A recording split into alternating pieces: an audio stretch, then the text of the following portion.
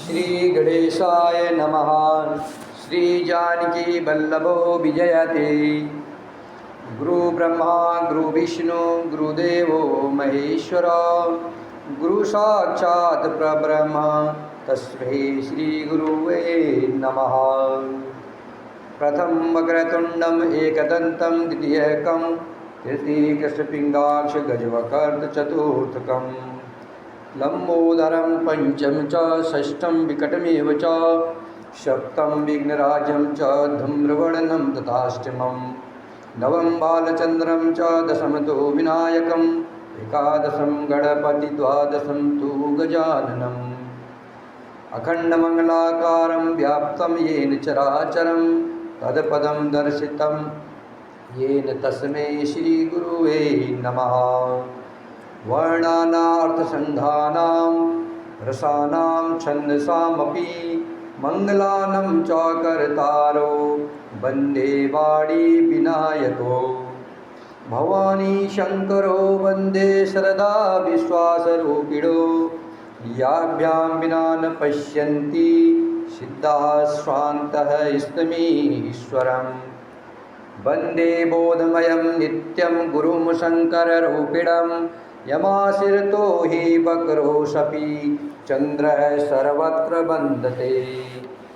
सीताराम गुणग्राम पूज्याणि विहारिणो वन्दे विशुद्धविज्ञानो कवीश्वर कपीश्वर उद्भव स्थिति संहारकारिणीं कलेशहारिणीं सर्वश्रेष्ठकरीं सीतां नतोऽस्तः रामवल्लभावम् यन्मायावशवर्ती विश्वमखिलं रमादिदेवासुरा यतसत्त्वामृषेव भाति सकलं रज्जो यथा हे भ्रमा यत्पादप्लमेकमेवै भवाब्बोधेशीति सावरतां वन्दे समतमेशकारणपरं रामाख्यमीशं हरिं रामाख्यमीशं हरिं आपदामपहर्तारं दातारं सर्वसम्पदानं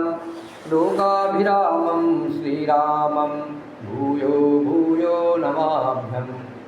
रामाय रामभद्राय रामचन्द्राय वेदसे रघुनाथाय नाथाय सीताया पतये नमः।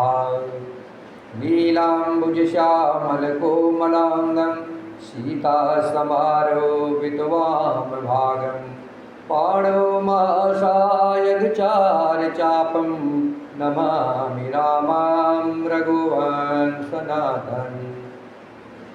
कर्पूर्णगारं करुणावतारं संसारसारं भुजगेनहारं सदा वसन्तं हृदयार वन्दे भवान् भवानी सहितां नमामि। पवनतनय संकटहरणं मंगलमूर्तिरूप राम लखन सीता सहित हृदय बसहु सुरभूप। सियावर रामचंद्र की जय पवन सुत हनुमान की जय उमापति महादेव की जय। भरत जी के हृदय में श्री सीताराम जी का निवास है। जहाँ सूर्य का प्रकाश है वहाँ कहीं अंधेरा रह सकता है। ऐसा कह करके सरस्वती जी ब्रह्मलोक को चली गई। देवता ऐसे व्याकुल हुए जैसे रात्रि में चकवा व्याकुल होता है। मलिन मन वाले स्वार्थी देवताओं ने बुरी सलाह करके षड्यंत्र रचा।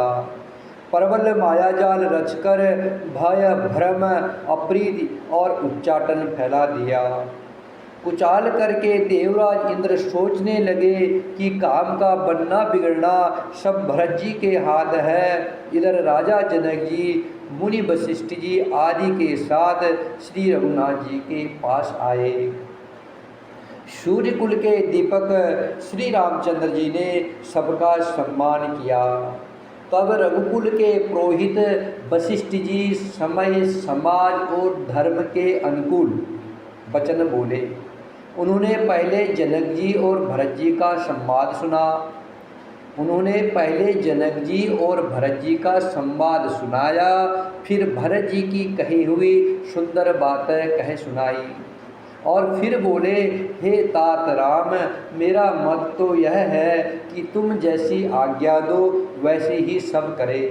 यह सुनकर के दोनों हाथ जोड़कर श्री रघुनाथ जी सत्य, सरल और कोमल वाणी बोले। आपके और मिथिलेश्वर जनक जी के विद्यमान रहते मेरा कुछ कहना सब प्रकार से अनुचित है। आपकी और महाराज की जो आज्ञा होगी मैं आपकी शपथ करके कहता हूँ वह सत्य ही सबको शिरोधार्य होगी।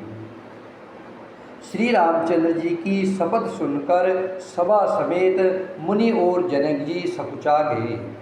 किसी से उत्तर देते नहीं बनता। सब लोग भरत जी का मुँह ताक रहे हैं। भरत जी ने सभा को संकोच के बस देखा। राम बंधु भरत जी ने बड़ा भारी धीरज धरकर और कुसुमय देखकर अपने प्रेम को संभाला, जैसे बढ़ते हुए विंध्याचल को अगस्त्य जी ने रोक दिया था।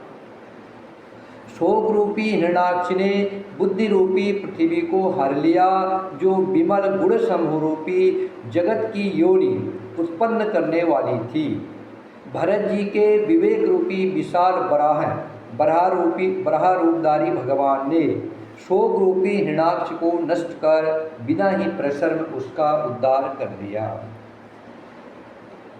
भरत जी ने प्रणाम करके सबके प्रति हाथ जोड़े तथा श्री रामचंद्र जी, राजा जनक जी, गुरु वशिष्ठ जी और साधु संत सबसे विनती की और कहा, आज मेरे इस अत्यंत अनुचित बर्ताव को क्षमा कीजिएगा। मैं कोमल मुख से कठोर वचन कह रहा हूँ। फिर उन्होंने हृदय में सुहावनी सरस्वती जी का स्मरण किया।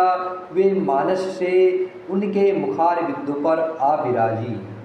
निर्मल विवेक, धर्म और नीति से युक्त भरत जी की वाणी सुनकर हंसनी के समान गुण दोषों का विवेचन करने वाली है। विवेक के नेत्र से सारे समाज को प्रेम से शिथिल देखकर सबको प्रणाम कर श्री सीता जी और श्री रघुनाथ जी का स्मरण करके भरत जी बोले, हे प्रभु, आप पिता, माता, मित्र, गुरु, स्वामी, पूज्य, परम हितैषी और अंतर्यामी हैं। सरल हृदय, श्रेष्ठ मालिक, शील के भंडार, शरणागत की रक्षा करने वाले, सर्वज्ञ, सुजान, समर्थ, शरणागत का हित करने वाले, गुरु का आदर करने वाले और अवगुण तथा पापों को हरने वाले हैं। हे गोसाई, आप शरीर के स्वामी आप ही है, आपका जैसा कोई दूसरा है ही नहीं। और स्वामी के साथ द्रोह करने में मेरे समान मैं ही हूँ। मैं मोहवश प्रभु के और पिता के वचनों का उल्लंघन कर और समाज बटोरकर यहाँ आया हूँ। जगत में भले बुरे, ऊंचे और नीचे, अमृत और अमर पद, देवताओं का पद, विष